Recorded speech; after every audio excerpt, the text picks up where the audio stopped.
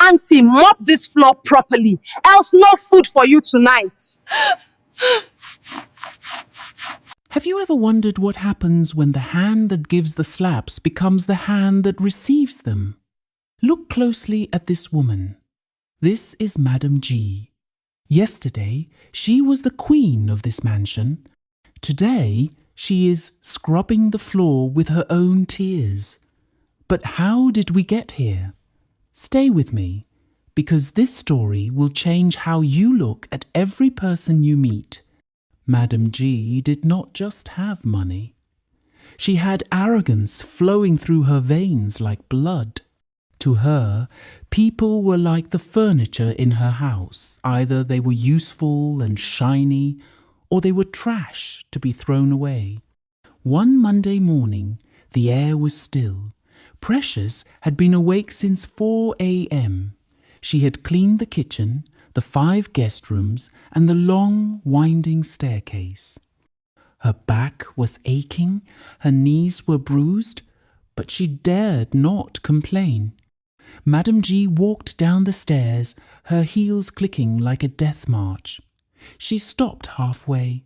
She rubbed a finger against the mahogany railing and looked at it.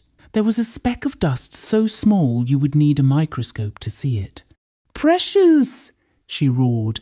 Her voice echoed through the halls like thunder. Precious ran, nearly tripping over her own feet. "Yes, Ma, I am here, Ma." Madam G didn't speak. She simply slapped Precious across the face. The sound was like a gunshot. "You call this clean?" Madam G hissed. "You are lazy. You are useless. Your parents sent you here to work, but it seems they only taught you how to breathe my expensive air. Because of this dust, you will not eat today, and if I see one more speck, you will sleep in the rain tonight." The sun in the village that day was like a furnace. It was the kind of heat that makes the earth crack. At the gates of the mansion, a woman appeared. She looked 100 years old, her skin like dried leather, her clothes held together by nothing but dust and prayer. She reached out a trembling hand to the security guard. "Please, my son, just a cup of water. My throat is a desert." Madam G was on her balcony, sipping chilled champagne. She looked down and felt disgusted. To her, the sight of poverty was an insult to her eyes. "Security!" she shouted. "Why is that smelling thing at my gate? Use the hose. Wash her away. She is making my fence look poor." The guards moved to obey, but Precious was watching from the window. Her heart broke. She knew what it was like to be hungry. She knew what it was like to be treated like an animal. As the guards pushed the old woman, Precious grabbed a plastic bottle of cold water and a loaf of bread she had hidden for her own dinner. She ran to the back gate. "Mama, take this," Precious whispered, pushing the items through the bars. "Please, go quickly before she sees you." The old woman didn't just take the water. She took Precious's hand. Her eyes weren't the eyes of a beggar. They were suddenly bright, like stars. "You have given me life when the world gave me stones," the woman said. Her voice wasn't shaky anymore. It was deep and resonant. She looked up at Madam G on the balcony. "She who sits high will soon learn how hard the ground is. Precious, tonight the stars will change their positions for you." Madam G went to bed laughing. She had just fired another staff member for looking at her wrongly. She drifted off into a deep, selfish sleep. But at midnight, the room began to spin. The silk pillows turned into rough sacks.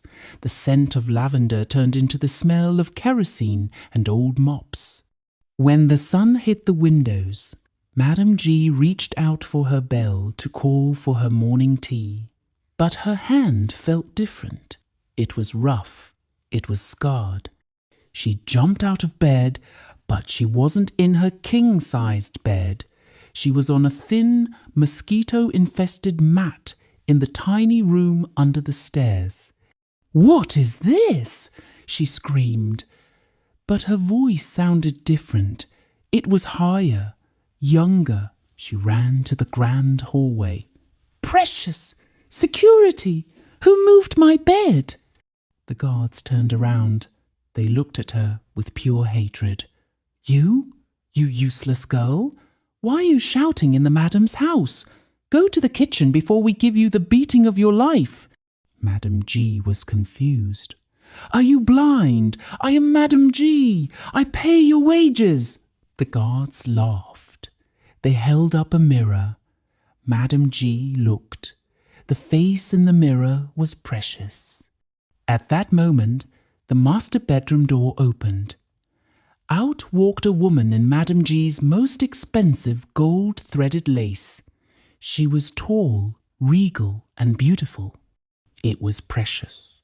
But to everyone else in the world, she was now Madam G. The new madam looked down at the new maid and sneered. It was the same sneer Madam G had used yesterday. "Girl," the new madam said, "there is a speck of dust on the railing. If it's not gone in 1 minute, you will sleep with the dogs. And today, no food for you."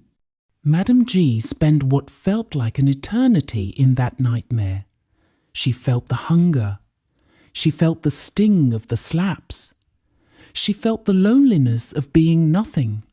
When she finally woke up in her own body, she wasn't the same woman.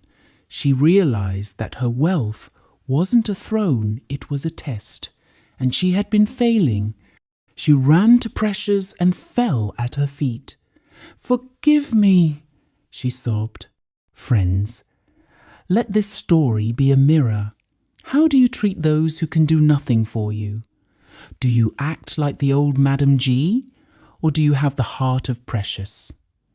Remember, the world is a circle. What you give is what you will receive. If this story touched your heart, please share it. We are only 235 people away from our 1,000 subscriber goal. Join our tribe so we can keep sharing the wisdom of our ancestors. Until next time, remember, no condition is permanent.